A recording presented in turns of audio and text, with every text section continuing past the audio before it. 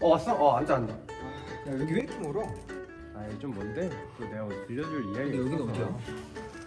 좋다 여기. 좀 세팅 좀 해놨어. 어때? 얼마 들었어? 괜찮아?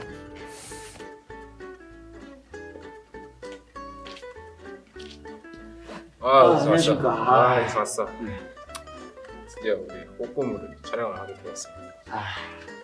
꽃보물 재미지게 한번 시간을 보내봅시다. 좋습니다. 은서는 영웅에 대해서 생각하면은 뭐가 제일 떠올려? 영웅하면 약간 히어로? 그치, 히어로 하면 요새 마블에서 나오는 그쵸. 아이언맨 그쵸. 이런 히어로 있잖아. 오늘은 어찌 보면 조선판, 어찌 보면 이제 한국판 히어로에 대해서 한번 이야기를 해보려고 해. 좀 많이 위대한 사람인 것 같은데. 그렇지. 오늘의 이야기는 운명의 그날, 운명의 그날. 10월 26일 하얼빈에서 누군가를 기다리는 한 남자의 한 남자의 이야기로 시작이 됩니다. 그날 날씨는 이제 차가운 바람이 막 진짜 막 칼바람 말지 칼바람처럼 이제 막 세차게 불어오던 10월. 한 손에는 뭔가 타겟을 알아보기 위한 흑백 사진, 그리고 한 손에는 권총 한 자루를 들고 숨죽인 채 기다리고 있었지. 그의 목표, 그의 타겟이 이제 많은 이제 러시아 또 경비원들이 있을 거 아니야. 경비원들이랑 같이 기차에서 내리게 되는데 그때 어떻게 돼? 총성이 들리게 되지. 세 발은 그 타겟에게, 나머지 세 발은 남은 세 발 있잖아. 그 주변에 있는 사람들한테 이제 한 번씩 쏜 거지. 그 경비원들? 그치. 이제 그 사람이 어떻게 했냐. 보통 총을 쏘면 도망가기 마련. 그 사람은 기다렸다는 듯이 당당하게 그 자리에 서서 나를 쏘라는 듯이 자리에 이제 우뚝 서서 코레아 우라를 외쳤어. 오늘의 주인공은 그 자리를 이제 피하거나 도망가지 않고 그 자리에 우뚝 서서 코레아 우라를 외쳤다고 해요. 이때 코레아 우라는 러시아 말로 대한독립 만세. 독립운동가구나. 그치, 독립운동가. 오늘의 이야기의 주인공은 바로 안중근. 오마 안중근 선생님이에요.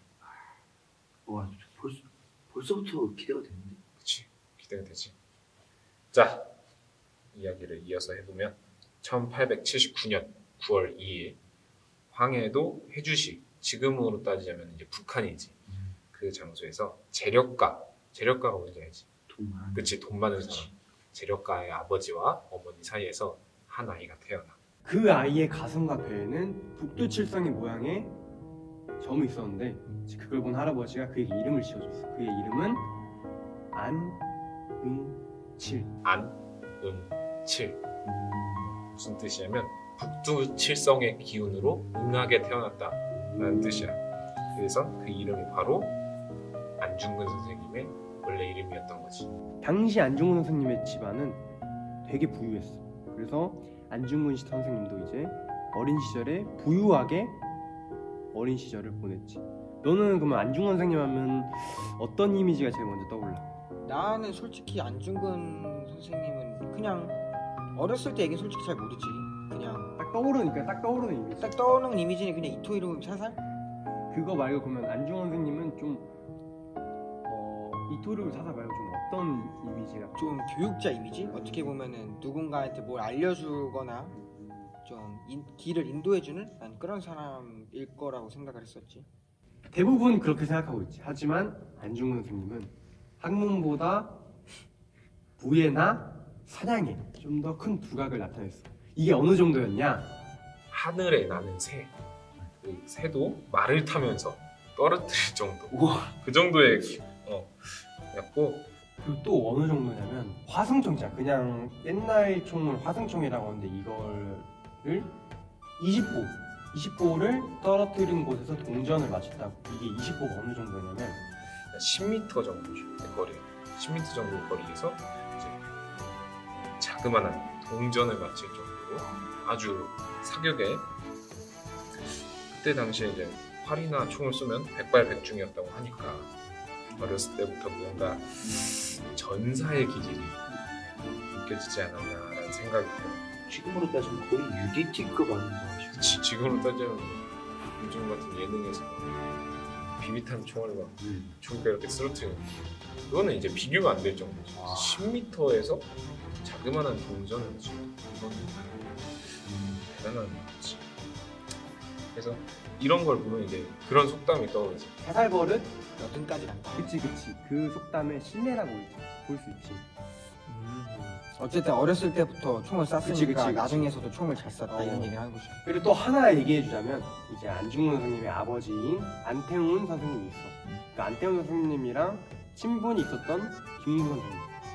김구 선생님이 안중근 선생님 당연히 알았을 거 아니야 자기 친구의 자식이니까. 그치 이런 말을 했어. 내가 한번 대신 읽어볼게.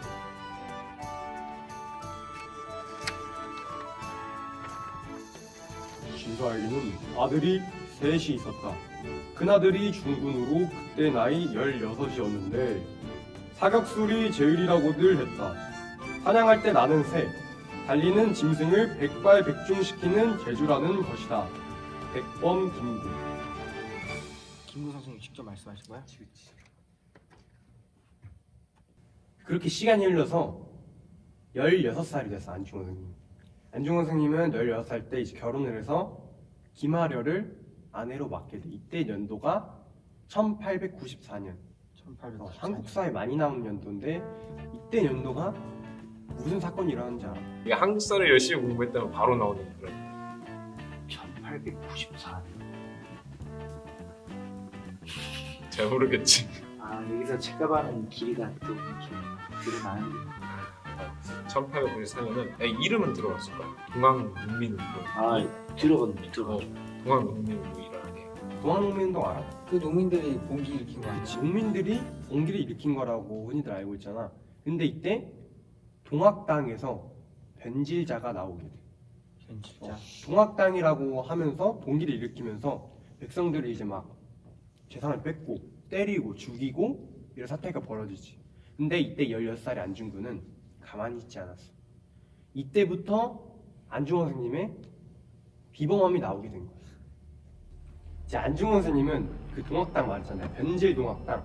걔네들 막 진짜 막 난리를 진짜 깽판을 부린 거지. 이제 걔네들 난리를 치니까 자신의 아버지와 이제 막 사람들을 모으게 된 거야. 의병을 자기가 이제 힘을 합쳐서 물리치자 해서 청계산에 들어가. 거기서 이제 진을 치고 동학당을 이제 물리치려고 진을 치게 된 거지. 안중근 선생님의 자서전인 안응칠 역사. 안중근 선생님이 리순 감옥에서 자서전을 쓴 건데 여기에는 어떻게 나와 있냐? 이렇게 나와 있어. 적병의 사상자는 수십 명이었으나 우리의 한 사람은 부상자도 없었다. 우리는 하늘의 은혜에 감사하고 만세를 3번 부르며 본래의 마을로 개선해 황희도의 관찰부에 급히 승전 보고했다. 이게 무슨 뜻이야? 이게 무슨 뜻이냐? 그러니까 청계산에 진을 쳤다 했잖아. 안중근 선생님이 직접 모아서 만든 의병들이 동학당을 물리쳤다는 거지. 그 많은 동학당들을 물리치는데 안중근 선생님의 의병들은 한 명도 다치지 않았다는 거야. 아무도? 이게 고작 16살. 너가 16살 때는 어떤 거 하고 있었어? 내가 16살 때는 일산 몇 학년이지? 중학교 3학년이지. 중학교 3학년이면 나는 그냥 뭐 친구들이랑 놀러 다녔지. 그치. 근데 그때 안중근 선생님이 이제 의병을 모은 거야. 나라가 위험하다 느끼니까 이제 자기가 리더를 자청해서 의병을 모아서 이제 의병 70명이 돼서 이제 동학당을 물리친 거지. 이때부터 이제 리더의 자질이 드러나지 않았나 싶어. 난. 안중근 선생님이 19살이 되던 해 3년이 지났잖아. 16살 때부터. 이때 안중근 선생님의 온 가족이 천주교에서 세례를 받게 되는데 이때 받은 세례명이 토마스라는 세례명을 받게 돼. 뭔가 천주교에 입단을 하면 세례명을 받게 되잖아. 그렇죠. 그치. 그 토마스가 바로 도마가 돼요. 지금의 안중근 선생님의 호인 도마 안중근 선생님이 되는 거야. 연계가 미쳤네. 그렇게 도마 안중근, 토마스가 도마가 되어서 도마 안중근 선생님이 되게 되지. 시간이 흘러 1905년. 이때 무슨 일이 일어났냐? 무슨 일 일어났는데? 을사조약. 을사조약이 일어나면서 우리나라 외교권이 박탈당하게 된 거야. 일본으로 넘어가게 된 거지. 그러면서 자연스럽게 우리나라는 사라지고 일본의 만행이 시작된 거지. 일본의 만행이 어땠는 줄 알아? 혹시 731 부대의 마루타 생체 실험 들어본 적 있어? 들어본 것 같아. 어떤 실험인데? 그게 이름만 들어보지 사실 그냥 그 생체 실험이라고 하니까 뭐 사람한테 하는 건 알고 있었는데 그게 정확히 뭔지는 사실 잘 모르긴 하거든. 731 부대 마루타 생체 실험이라고 들어봤어. 마루타가 뭔지는 알고 있어도 731은 좀 처음 들어. 아 그래? 그럼 마루타가 뭐야? 그 사람 가지고 생체 실험하는 거라고 알고 있는데. 아 그래? 아 얼추 큰 틀은 알고 있네. 내가 거기에 대해서 좀 설명을 해줄게. 아마 듣다 보면 가슴에 울분이 차올라서 앞으로 이 촬영을 하고 있는 현재 공연을 준비하고 있지만 공연에 있어서 더 몰입을 할 수 있을 그런 포인트가 되지 않을까 감히 생각하고 있어. 재미도 울면 안 되는데. 2차 세계대전 당시 일본 육군이 인간을 대상으로 했던 아주 잔혹한, 진짜 잔인한 그런 실험이지. 그 대상이 이제 조선인에만 불과한 게 아니라 몽골인, 소련인, 중국인 그냥 막 다 데려다 놓고 닥치는 대로 그냥 사람들을 대상으로 생체 실험을 한 거지. 그리고 또 남녀노소 불문하고 이제 아이들, 뭐 임산부, 노인들 다 데려와서 무자비하게 막 생체를 해부하고 생체 실험을 감행한 거지. 아주 잔혹하게. 이 생체 실험의 수용자들을 마루타라고 한 거야. 그 당한 사람들을 그치. 생체 실험을 당한 사람들을 마루타라고 했는데 그래서 마루타 생체 실험이지. 왜 마루타라고 한 줄 알아? 그건 잘 모르겠어. 마루타의 뜻이 고통을 못 느끼는 통나무라는 뜻이야. 이게 왜 그 통나무에 빗대어서 했냐면 생체 실험을 하니까 당연히 살 수가 없잖아. 다 죽어나간 거지. 그러면서 이걸 통나무에 비유한 거야. 그냥 통나무에 불과하다 사람들. 그냥 막 실험처럼 쓰이거나 그냥 도구로서 생각을 하는 것이고. 마루타의 실험 기록을 내가 말해줄게. 마루타 실험 기록. 실험의 유용성을 위해 마취 없이 이루어졌고 다양한 질병에 감염시킨 후 외과 수술로 해부를 하였고 질병이 인간에 미치는 영향을 알아보기 위해 장기를 제거했다. 출혈의 연구를 위해 팔 다리를 절단하였고 절단된 팔과 다리를 수용자의 반대편에 다시 봉합했다. 질식할 때까지의 시간을 파악하기 위해 목을 매달아 관찰했다. 총기 관통력 테스트를 위해 총을 쏘았다. 방 안에 불을 지핀 뒤 엄마와 아이를 가두고 모성애를 테스트했다. 이거 완전 나쁜 놈들이네. 그냥 뭐 사람 데려다 놓고 그냥 죽은 거 아니야. 그래놓고 생체 실험이라 한 거야? 와 진짜 역도 못하겠다. 이렇게 이제 진짜 정말 말도 안 되는 실험들을 계속했어. 이거는 진짜 극히 일부야. 뭐 내가 더 찾아본 자료로는 사람이 압력이 어느 정도의 압력이 주어지면 버티지 못하고 온몸에 이제 장기가 터지는 이런 실험도 해봤고. 도대체 어떻게 그런 발성이 나오는 거지? 그렇지. 과연 사람의 팔과 다리는 어느 상태에서는 고통을 느낄 수 있나 없나를 위해 그 시베리아 혹한의 상황에서 아무것도 입지 않은 채 팔과 다리를 이렇게 언 다음에 이제 그거를 이제 절단을 하는 그런 실험도 마취가 없이 진행되고 있어. 설국물질에서 봤는데 미친 짓이지 그냥. 그치. 뭐 이거는 실험이라고 하긴 그렇지. 실험이 아니지. 이건 그냥 사람 가지고 장난치는 장난을 치는 거지. 병으로 쇠약해진 사람도 있잖아. 일단 팔다리 묶어. 그리고 원판에 한 다음에 칼을 던져서 그 사람의 죽음을 이제 지켜본 거야. 그냥 일본인들이 그치. 그걸 놀이로 생각한 거지. 그러니까 사람을 사람으로 안 보고 물건으로 본 거지. 사람 목숨 가지고 그치. 장난을 친 거네. 그러니까 이렇게 잔혹한 일제강점기 속에서 우리나라가 외교권을 박탈당하면서 그 사건이 을사조약 이것을 통해 우리나라 외교권이 박탈당하게 된 거예요. 1903년 일본은 이미 대한제국을 자신의 아래로 둔다는 것을 선포하게 돼요. 그리고 1904년에 러시아한테 선전포고를 해서 러일 전쟁을 일으키게 되지. 그러면 일본이 전쟁을 하면서 우리한테 필요한 게 뭘까? 무기랑 병력. 그렇지. 전쟁을 하면서 제일 필요한 건 솔직히 무기는 이제 두 번째 순위고 제일 필요한 건 병력이지. 군사가 많은. 그 당시에는 뭐 다양한 뭐 무기, 탱크나 미사일 같은 그런 무기가 활발히 이렇게 발전되어지도 않았고 그 당시에 병력이 많으면 어디에서도 우위를 가지니까 그렇죠. 그런 이제 병력을 이제 더 키우기 위해선 외부 지원을 받아야겠지.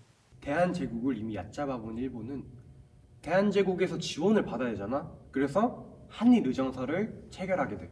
강제로. 그치. 강제로 체결하게 된 거지. 그러니까 그렇게 조선과 일본이 이제 강제로 맺게 된 그런 협약이잖아.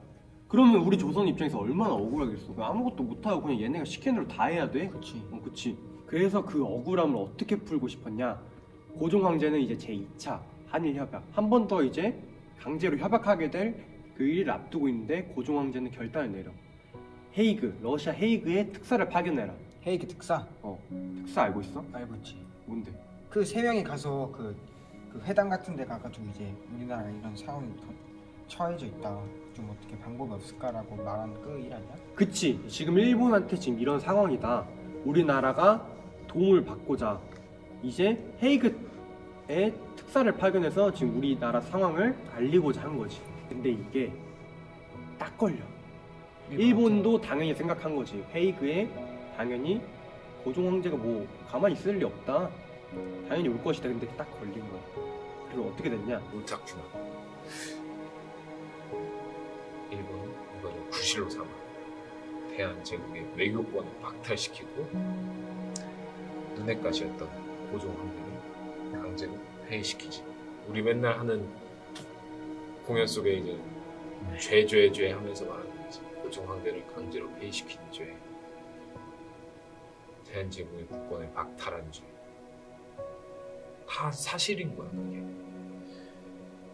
그렇게 되면 이제 대한제국의 외교권을 박탈했어. 외교권이라는 건 다른 나라와 이제 얘기할 수 있는 권리, 무역을 할 수 있는 권리를 박탈당한 거고, 우리나라의 어찌 보면 황제, 지금의 뭐 대통령, 우리나라의 주인이라고 할 수 있는 고종 황제를 강제를 폐위시키면 일본이 원했던 상황이 이루어진 거지.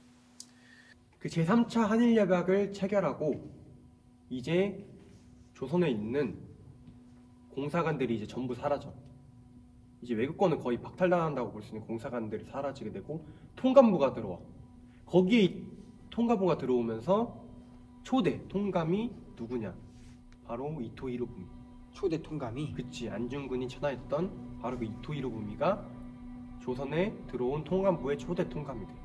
자꾸 언급이 되는 이토 히로부미 있잖아. 내가 이토 히로부미 좀 알아봤어. 이토 히로부미가 어떤 사람이냐? 에도 시대 후기의 정치가이자 헌법학자야. 그러니까 일본의 헌법을 이제 새롭게 만들고 정치 쪽에서도 힘을 쓰는 그런 사람인 거지.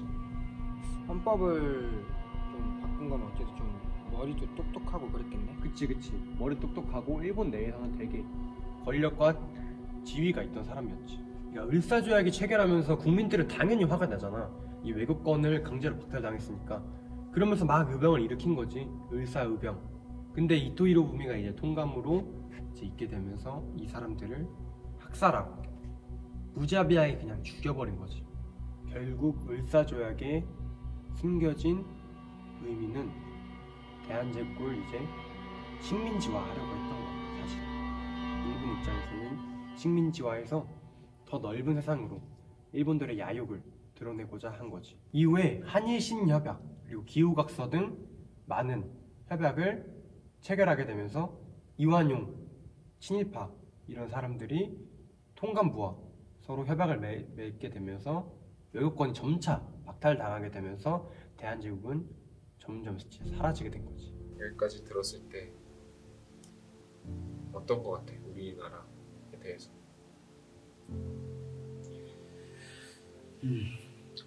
너무 불쌍하지 않나라는 생각이 많이 들고, 또 그 중에서도 자기의 이익을 챙기겠다고 나라를 팔아먹은 사람들도 적지 않으니까 또 그런 사람들에 대한 분노감. 이거는 그냥 내가 직접 겪지 않은 일이지만 듣고만 있어도 너무 화가 나는 그런 일. 그렇지.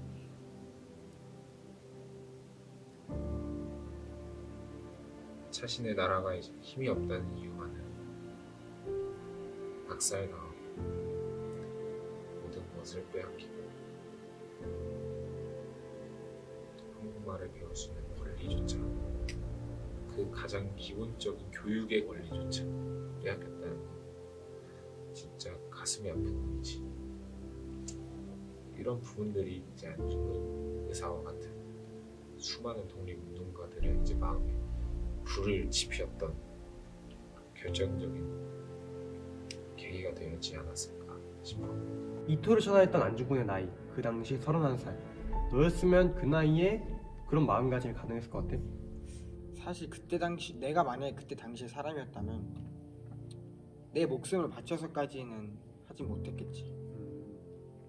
왜냐면 31살이면 적은 나이 아니잖아. 그치.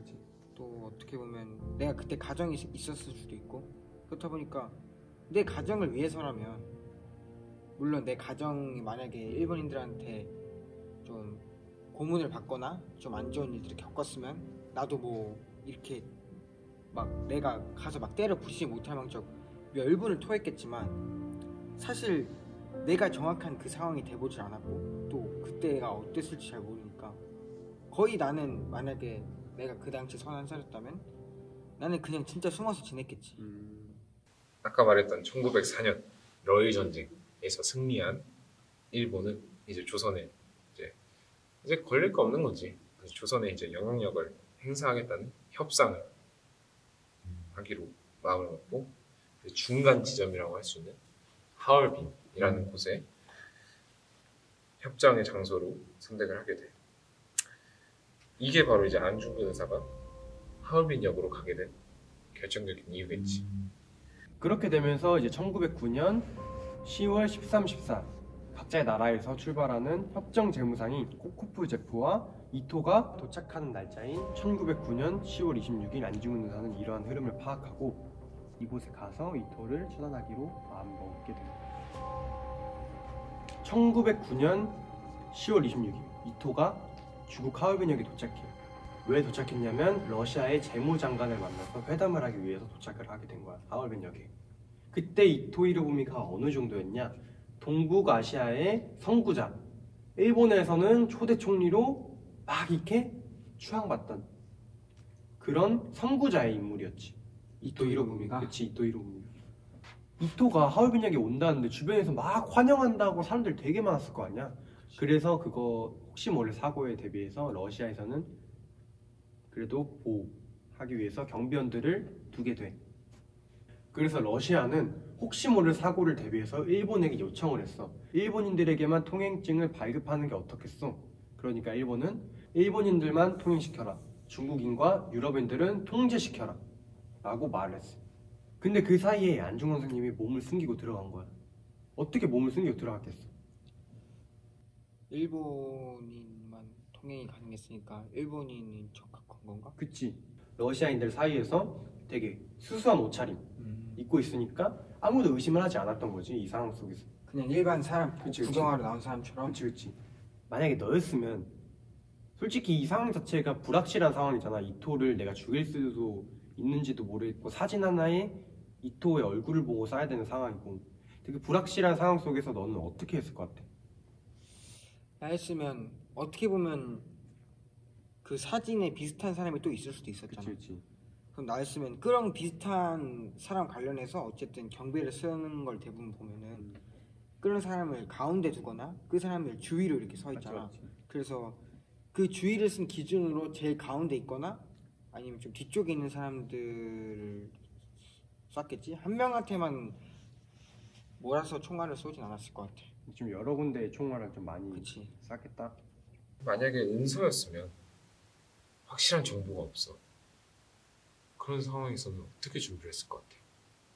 저 같으면 약간 형사들 잠복 근무하듯이 좀 약간 무모한 짓이긴 한데 조금 오랫동안 한 곳에서 이렇게 지켜봤을 것 같아요. 언제쯤 오나. 오랜 시간 이제 설계를 하고 음. 기다림을 갖고 네. 그렇게 한다는 거지. 나였어도 확실한 정보가 없으면 선뜻 나서지는 못하지. 그렇죠. 내 성격은 그래. 뭔가 확실한 정보가 있어야 나서서 하는데 내가 무언가를 꼭 성공시켜야 돼. 근데 그것에 대한 확실한 도움이 될 만한 그런 건 없어. 자료는 없어. 그렇다면 나도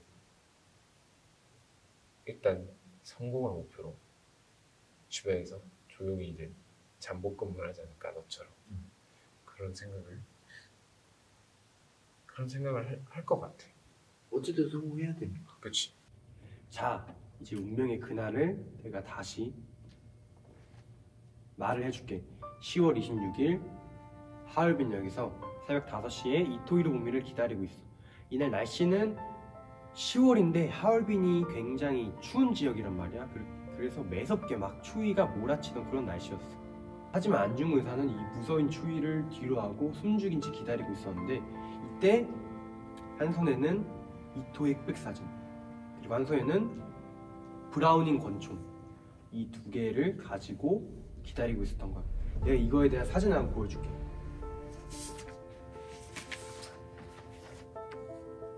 자, 이게 당시 이토와 그 권총의 모습이야. 한번 봐봐. 이게 이토 얼굴인 거지? 그치. 이게 이토의 흑백 사진, 이게 그 당시 브라우닝 권총. 이게 이토 히로부미야? 생각보다 나이가 많아 보이네. 그렇게 이토 히로부미가 타고 있던 기차가 하얼빈역에 도착하게 되고 많은 러시아의 의장대의 호의를 받으면서 기차에 내리게 되는데 바로 그 순간 빵빵빵! 세 발의 총성이 들리게 됩니다. 당연히 그렇지. 안중근 의사는 당연히 이토 히로부미 적에게 성공하게 되고 용기 있게 뛰쳐나가면서 이토 히로부미에게 세 발의 총알을 날리게 돼요. 근데 이제 안중근 의사가 사용한 이 권총은 6발이 사용이 가능한 권총인데 6발이면 3발은 이토 히로부미에게, 그리고 나머지 3발은 이토 히로부미 옆에 있는 사람에게 쏘게 되지. 6발이 있으면 그럼 이토 히로부미한테 6발 다 쓰면 되잖아. 확실하게 처단하면 되잖아. 근데 왜 이토 히로부미한테 3발만 쓰고 나머지 사람들한테 3발을 쏴서 확실하게 처단하지 않았어? 그 이유가 뭘까? 내가 안중근 의사가 손에 뭘 들고 갔다 했지? 사진. 그치, 안중근 선생님이 사진을 가져갔다 했잖아. 솔직히 이 사진만 보고서는 이 사람이 이토 히로부미인 건 맞잖아. 근데 실제로 다를 수도 있고 다른 사람일 수도 있는데 그거에 대해서 확신을 안 하신 거지. 머리로 이제 설계를 하신 거지. 세 발은 이 사진과 똑같은 사람한테 쏘고 혹시 모르니까 주변 사람들한테 세 발을 더 쏜 거지. 그럼 안중근 의사는 무고한 사람들을 살해시켰나? 그렇게 생각할 수 있는데 아니야. 왠 줄 아냐. 이토 히로부미 옆에 있던 사람들도 전범의 원인이고, 그러니까 똑같이 우리나라를 이제 침략하면서 똑같이 식민지화하는 사람들을 죽였던 아주 열강적인 사람들이 악질들이야. 지금 무고하지 않았다는 거지. 그렇게 총을 3발을 맞고 이토 히로부미는 결국 그 자리에서 사망하게 되고 안중근 선생님은 물러서거나 도망치지 않고 당당히 그 자리에 딱 서가지고 코레아 우라, 대한조선 만세, 이게 러시아 말로 코레아 우라, 이거를 계속 그 자리에서 코레아 우라 막 진짜 코레아 막 그 자리 그 총선 코레아 우라 이러면서 당당하게 이제 외치셨다고 해. 이 사건 이후로 코레아 우라를 외친 안중근 의사는 러시아 헌병대와 청나라 부대한테 바로 체포당하게 돼. 그 자리에서. 그러고 나서 러시아 검찰로부터 간단한 조사를 받고 10월 28일에 일본의 식민지인 관동주 리순 감옥에서 이제 수감을 하게 되신 거지. 28일 이후로 바로. 그치, 10월 28일에 바로 이제 리순 감옥에 가게 된 거야. 그러다 나중에 이제 법원에서 최종적으로 사형 선고를 받고 1910년 3월 26일에 순국을 하게 되시지. 그 자리에서 총을 쏘고 당당하게 코레아 우라를 외칠 수 있었던 것만으로도 너무 되게 강심장이라고 해야 돼요. 지금 다른 사람이었으면 총을 쏘고 자기가 도망갈 수도 있잖아. 진짜 정말 이런 분이 있었기에 저희가 지금 이렇게 편하게 살고 있지 않을까. 그렇지. 사실 안중근 의사 선생 얘기는 뭐 누구나 한 번씩은 들어봤잖아. 지금 뭐 이토 히로부미 죽은 것부터 해서 막 리순 감옥 가셔서 막 수감 생활하시고 뭐 사형 선고 당하고. 근데 오늘 이야기는 좀 그 정확한 목적을 달성했다는 그 업적, 그러니까 그것만 들은 게 아니라 나는 오늘 안중근 의사 얘기를 듣고 어떻게 안중근 의사가 그런 생각을 하게 됐는지, 또 왜 자기가 먼저 나서게 됐는지, 그런 것들을 조금이나마 이해를 할 수 있던 시간이 아니었나 싶어. 사실 어떤 상황이 오든지 간에 사람이 마음가짐에 따라서 상황이 바뀌고 하잖아. 근데 그런 자기도 힘들고 어려운 상황에서 자기 자신을 위해서가 아니고 나라, 국가를 위해서 자기가 했다는 그 행동 하나가 나는 진짜 아직까지도 안중근 의사 얘기를 들으면 좀 굉장히 좀 뭉클한 기분이 들어.